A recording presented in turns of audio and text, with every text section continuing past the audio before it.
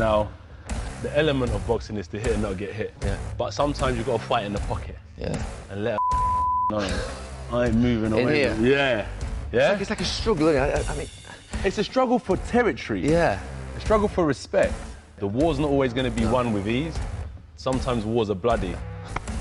What's good, family? So smash the like button and subscribe. So we just heard there from Anthony, the wig pusher backer, Joshua. Now it's quite interesting.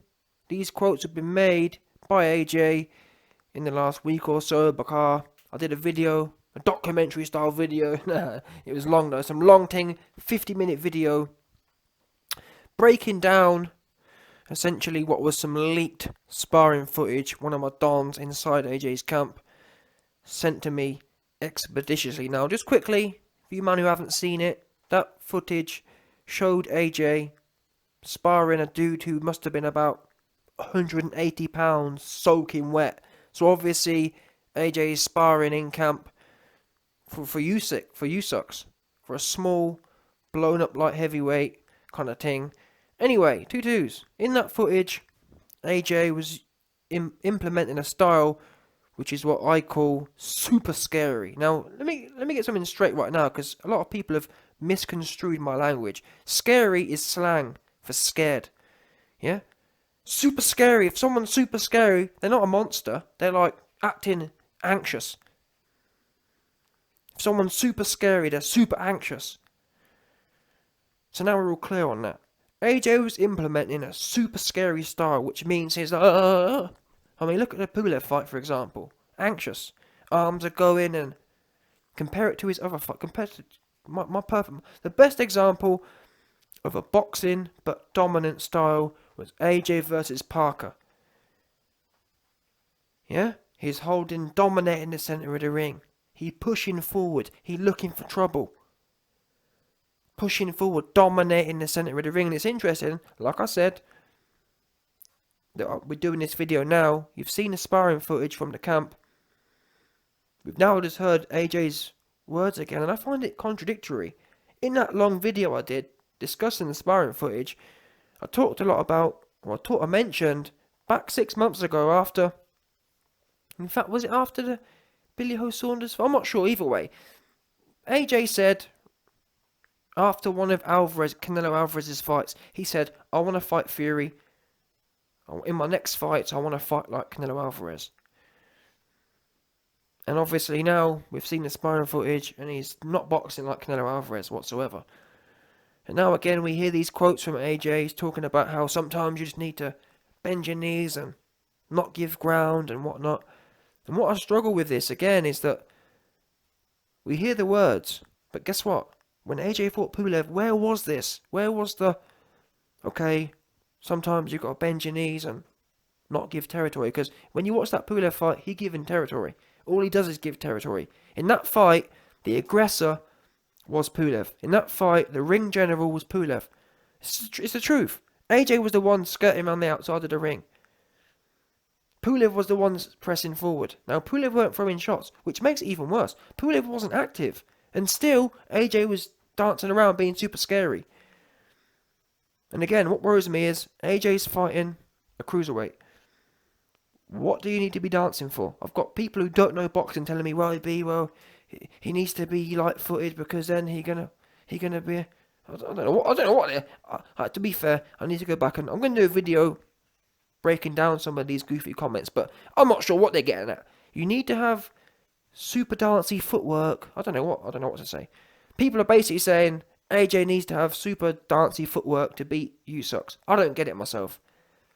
I don't get it. I can't understand that. And what I find the most intriguing is the fact that AJ fans, we used to laugh at Fury. Now, I've got people telling me that it's what he needs. You know what I'm saying? For me, it's just hypocritical. We laughed at Fury, yeah, Fury runs. Now AJ doing a similar style, and everyone wants to tell me about how it needs to be done. I'm like, what? What's going on here? Where's the consistency? There's scary and not scary. I mean, even take Tyson Fury, for example. Even he had to leave the scary trainer, Ben Davidson, to go and get some proper work in. because he wanted to be a proper heavyweight boxer. And now look, well, not now look, but at least in his last fight, he turned up and got the most out of his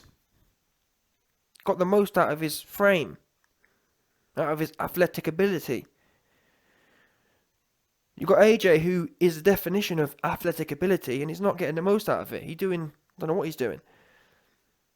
Because people tell me, YB, the footage, it's only a small snippet. It's got nothing to do with it being a small snippet of training. We've seen the Pulev fight. Don't forget that. I'm sick of people telling me, YB, we don't know. It's only a small part of training, and AJ's training to be an overall, all-around.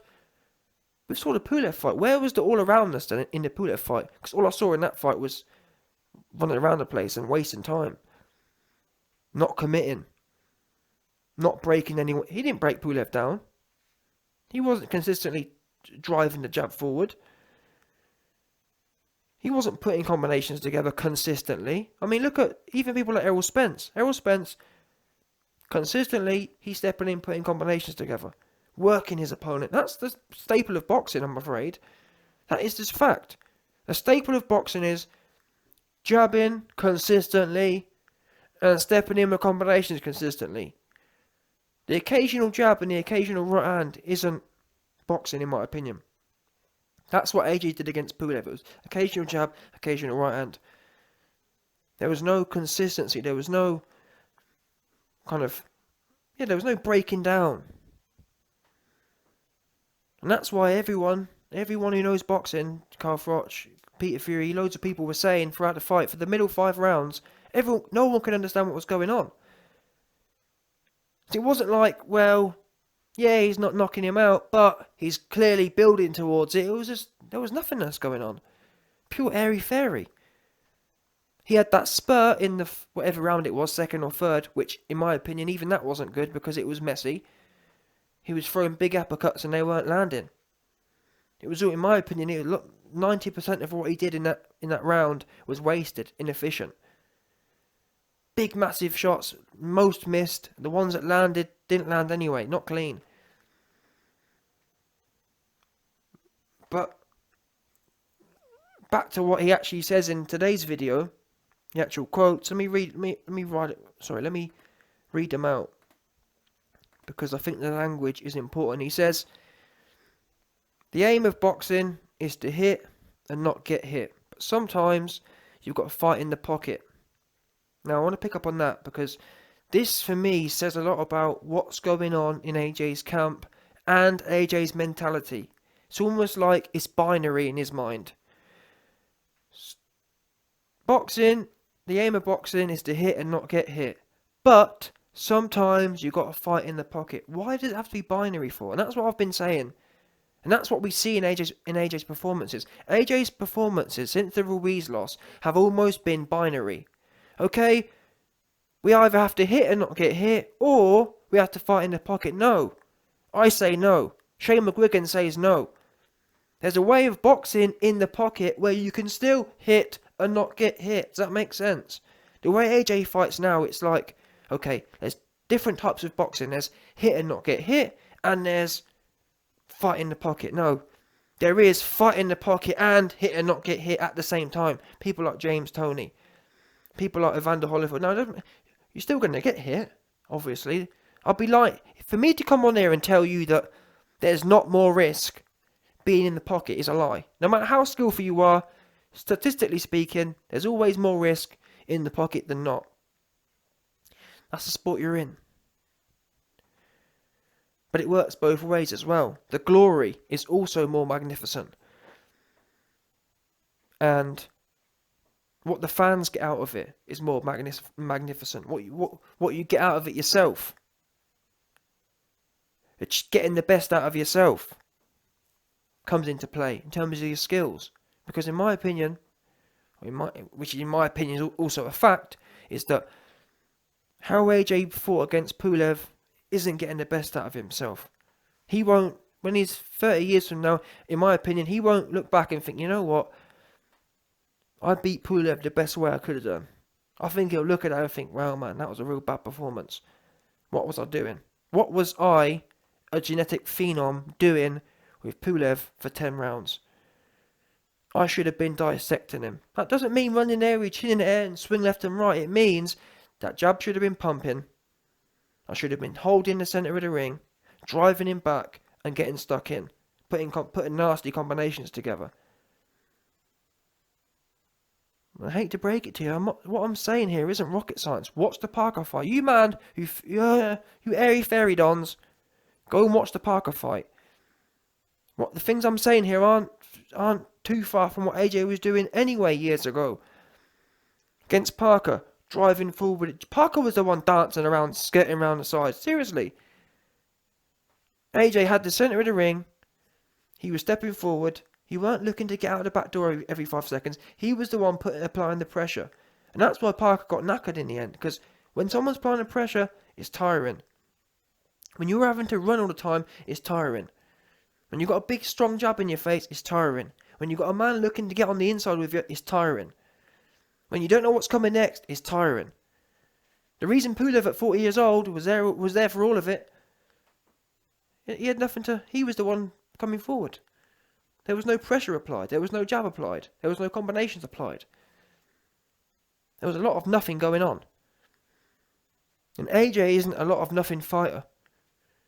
In my opinion, trained the right way, he'd a full package. And I want to highlight something here because I want to highlight what bad camps can really do to a fighter. Look at Lawrence Okolie, for example. How bad was Lawrence Okolie with a bad trainer? Conversely, how good is Lawrence Okolie with a trainer? And I put to you that AJ finds himself in a similar situation right now. The way he's performing, in my opinion, is similar to Lawrence Okolie. A long way away from optimal. A long way away. Lawrence Okolie couldn't stop no one for love nor money. Couldn't. Going 50-50 with everyone. All of a sudden he gets with Shane and he's fighting his best opponents ever and he's stopping them with ease. Dominating every round. Playing with them for fun. Rattling off combinations in the first round. I saw Lawrence Okolie wouldn't throw an uppercut or a hook the whole fight. In the first round against Glorowski, he in there whipping 2 3-punch combinations together.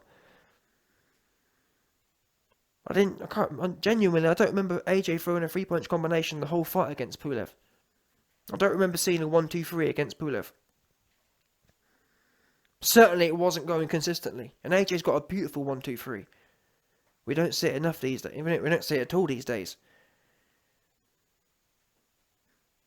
So, like I said, this camp and this mindset is wrong. I'm going to call it what it is. Completely wrong. Hit and not get hit, and sometimes you got to fight in the pocket. That's not true. You need to combine them both. Let's train to hit and not get hit whilst in the pocket, because you are a good enough athlete to be able to do that. You're not someone who needs to say, well, you know what, my chin's compromised. I got a speculate. My chin's suspect. My power's suspect. My speed's suspect.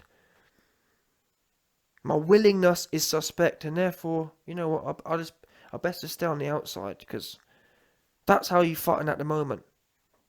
The best I can do is hit and not get hit. At best, because if I can't do anything else. I just feel it's a shame, because them high level skills we've all seen the best fighters do, I believe AJ could be implementing. On the inside, that is. If you want an example, I mentioned it before, look at people like Josh Taylor. Not so much now, because he's fell off the wagon with Ben Davison, but when Shane McGuigan and Josh Taylor were together, beautiful fighting. The pro-grade fight is probably the pinnacle of that. And Josh Taylor, in my opinion, he isn't the athletic specimen that AJ is. He doesn't have that natural power or that not... He doesn't... Yeah, and the natural power or the combinations AJ did have. I've never seen a heavyweight fighter put 7 together before. 7 heavy shots. AJ rattles them off. Extremely rare to have that kind of quality. He had that. Most heavyweight fighters can barely get 2 off. AJ putting 7 out. And that was when he wasn't at his best conditioning. He was coming in 255. Now he's down at 237.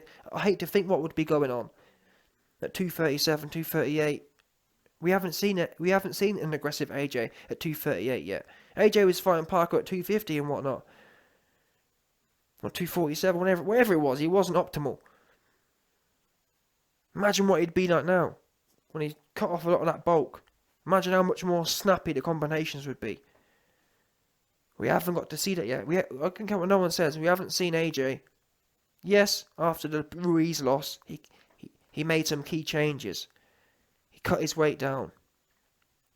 His cardio has improved, because no matter what I say about, yes, I don't like his style, but I have to credit his cardio. He's able to dance for 12 rounds, which in my opinion is as hard as, if not harder, than being aggressive with your hands, because the legs are the biggest muscle in the body, and anyone knows who's tried to box, you try dancing around for 12 rounds. I'm not even heavyweight, but as small as I am, it's knackering running around harder than letting your hands go, which makes it even more impressive, which convinces me even more. He has the gas tank now to let them come. Like when he fought Vlad, yeah, in the first 4 rounds nothing was going on.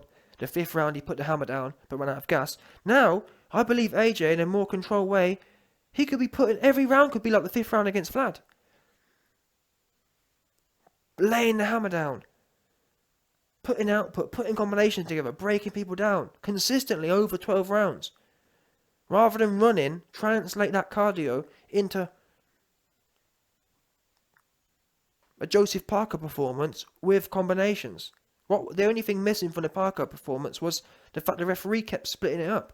But that was next to a picture-perfect fight, more or less.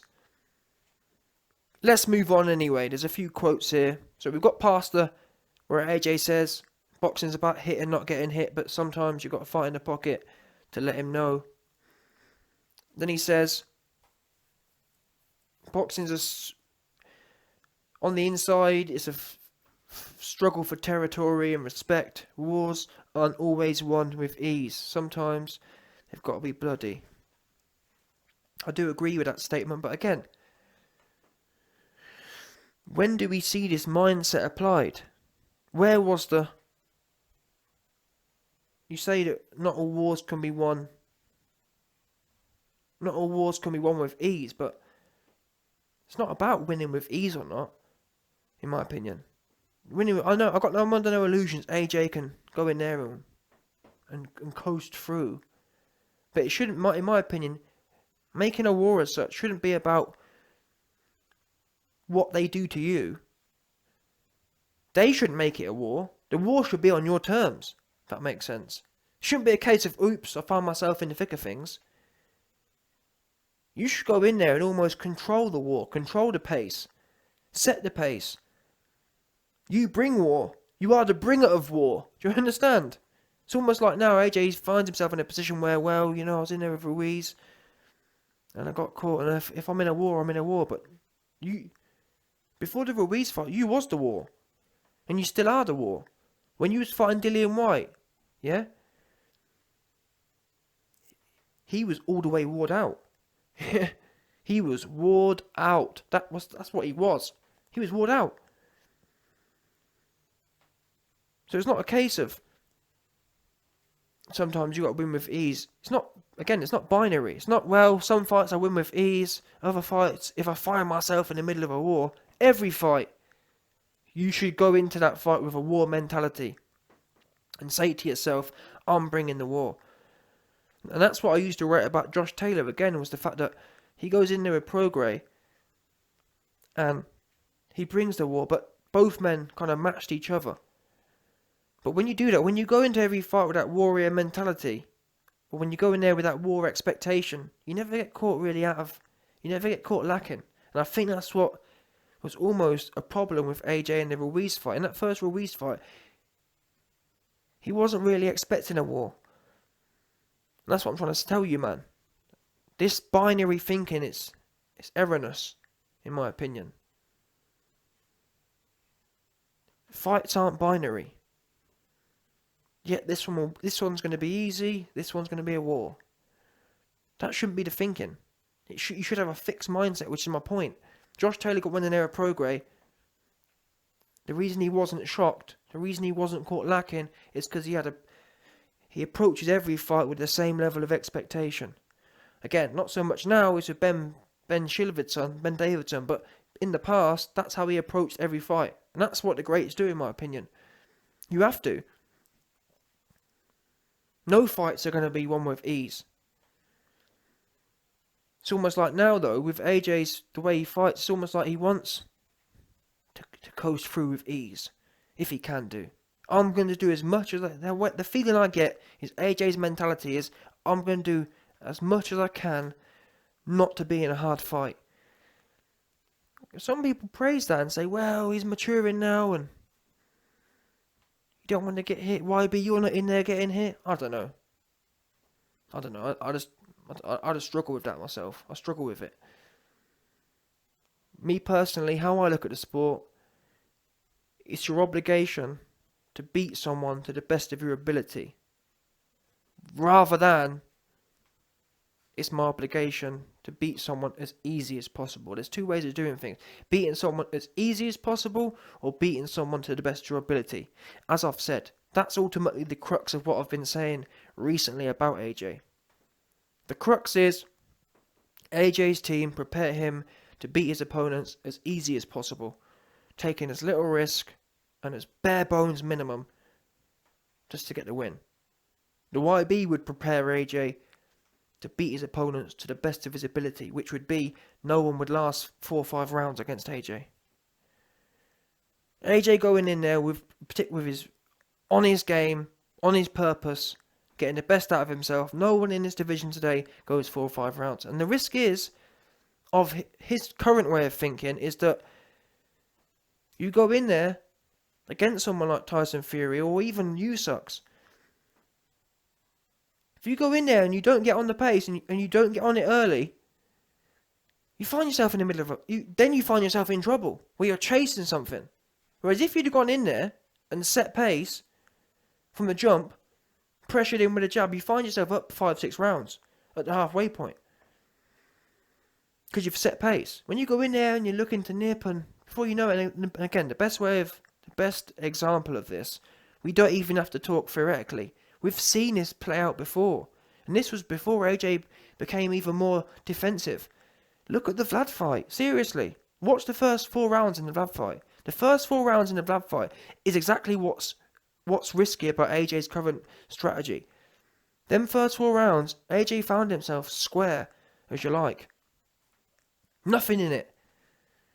And I'm not being funny, in my opinion, there's nothing to say after 4 rounds against Fury, or 4 rounds against Usyk, could go exactly the same way. Because you're not getting on it. You're not setting pace. And in my opinion, AJ is good enough in this current heavyweight field. There's no reason. You are the war. You are the, you know what I'm saying? You are the bringer of war. You are the rain. You are the wind. Simple as that. What are you waiting for? Why would you wait to see? Why would you wait to find yourself in a hard fight? Oh, well, you know, sometimes it's a hard fight. You be the hard fight. Let them worry about where they're going to find themselves. Before every fight, you set your mindset. You know what? They're going to find themselves in a hard fight tonight. Regardless of what their plans are, they're going to be in a hard fight. And that's what Josh Taylor did against Prograis. And obviously, both men ended up meeting each other in the middle. But the great thing about that is no one's lost anything then. When you go in there with this kind of whatever mindset, you find yourself in trouble, one way or another. You find yourself chasing it. And I've been, not in boxing, but I've been in other sports before where when you don't flick that switch in your mind beforehand, you find yourself in bad positions. You find yourself having to chase, or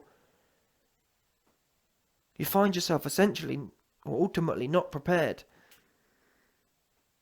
You've got to go in there and assume, you know what, this is going to hurt.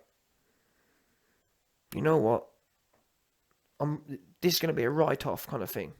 Every time. At least then, you ain't lost nothing. Or at least then, there's no shocks. When you go in there and you've got the mindset of, well, I'm going to do what I can to make it easy, and then you find yourself either 50-50 after 8 rounds, and you're like, oh, well, look, it's 50-50 after 8 rounds. Now I've got to do something super heroic. You don't want to be in that position. You don't need to be in that position. You're too good to be in that position. To find yourself 50-50 going into the last 2 rounds because you try to do the bare bones minimum. That's how you end up in a hard fight, or that's how you end up in close fights. That's how you end up losing decisions. And ultimately, that's how you end up not getting the best out of yourself. That's how you end up at 50 years old saying, you know what, I was a lot better than my performances. Because in my opinion, the way AJ's fighting right now, yeah, it's quite likely AJ's going to go through his career. He'll beat Fury, but it'll be on points. And I believe, let's say he retires and he's beat Fury on points twice. I believe when he gets to 50 years old, 60 years old, he'll look back and say, you know what, I was good enough to stop Fury. Because Fury's really the only one who may go down as a Hall of Famer. We're not in the 90s now where there's 10 Hall of Famers and you've got loads of cracks at it. Ultimately, AJ's only going to be compared to Fury. I mean, that's your only one. That's your only real chance to show history how good you are. History only looks at how good you are against people of your peers.